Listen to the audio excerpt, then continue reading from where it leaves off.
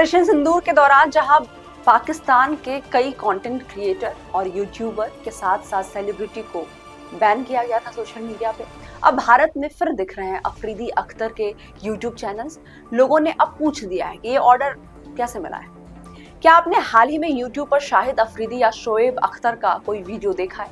अगर हाँ, तो आप अकेले नहीं हैं। अगर आपने देखा है तो ये सवाल जरूर आपके मन में आया होगा, ये फिर कैसे दिख रहे हैं। पहलगाम आतंकी हमले के बाद शोएब अख्तर, शाहिद अफरीदी समेत कई क्रिकेटर्स के चैनलों पर बैन लगा दिया गया था। अब वो बैन हटा दिया गया है। इससे यूजर्स काफी नाराज हैं। शोएब अख्तर, शाहिद अफरीदी समेत कुछ अन्य पाकिस्तानी क्रिकेटर्स के यूट्यूब चैनल्स को गृह मंत्रालय ने आतंकी हमले के बाद देश में बैन कर दिया था। हालांकि अब 2 महीने के बाद शाहिद अफरीदी, शोएब अख्तर, बासित अली और राशिद लतीफ समेत कई क्रिकेटर्स के चैनल वापस देश में देखे जा सकते हैं। हालांकि ऑफिशियली बैन किए गए 16 चैनल्स अब भी देश में यूजर्स के लिए ब्लॉक्ड हैं। 2 अप्रैल को पहलगाम में हुए आतंकी हमले में 26 लोगों की जान चली गई। इसके बाद प्रोपेगेंडा फैलाने वाले पाकिस्तानी चैनल्स पर सरकार की ओर से कार्रवाई की गई। 28 अप्रैल को सरकार ने ऑफिशियली 16 पाकिस्तानी चैनल्स को बैन किया था। ये कार्रवाई गृह मंत्रालय की सिफारिशों पर की गई थी, क्योंकि ये पाया गया था कि ये चैनल गलत सूचना, झूठे नैरेटिव्स और सांप्रदायिक तनाव भड़काने वाली सामग्री फैला रहे थे। इनमें कई प्रमुख न्यूज चैनल्स भी थे जिन्हें प्लेटफॉर्म्स को ब्लॉक किया गया। उनके कुल मिलाकर 63 मिलियन सब्सक्राइबर्स भी थे।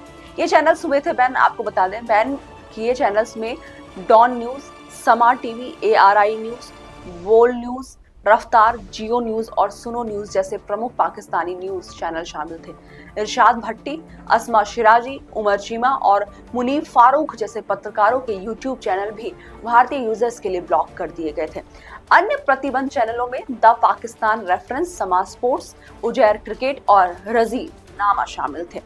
सवाल ये उठता है कि ये जो हिपोक्रेसी है भारतीय जनता, भारतीय मंत्रालय की ओर से, कि अगर आपको बैन करनी है तो हमेशा के लिए आप बैन कर दें।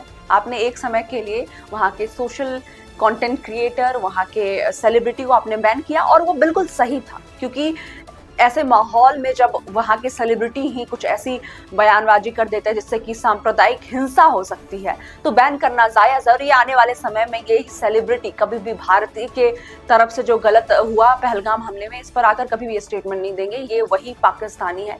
लेकिन अगर आपको बैन करना ही है तो आप हमेशा के लिए इसे बैन कर दें। ये नहीं कि कुछ समय के लिए आपने बैन किया, फिर क्या फायदा आपको दिख रहा है कि आपने वापस से पाकिस्तान के यूट्यूबर्स के कंटेंट को आपने अपनी जनता को कंज्यूम करने के लिए आगाह कर दी। आने वाले समय में आप फिर क्रिकेट भी खेलेंगे अपने देश के लिए और पाकिस्तान के खिलाफ एशिया कप में। तो ये सब विडंबना भारत में चलती रहती है। आपकी क्या इस पे राय है, आप जरूर बताएं कमेंट सेक्शन में। मैं हूं अनिशा, ऐसे ही खबर को लेकर आप तक आते रहूंगी। तब तक के लिए नेक्स्ट ब्रॉडकास्ट के साथ।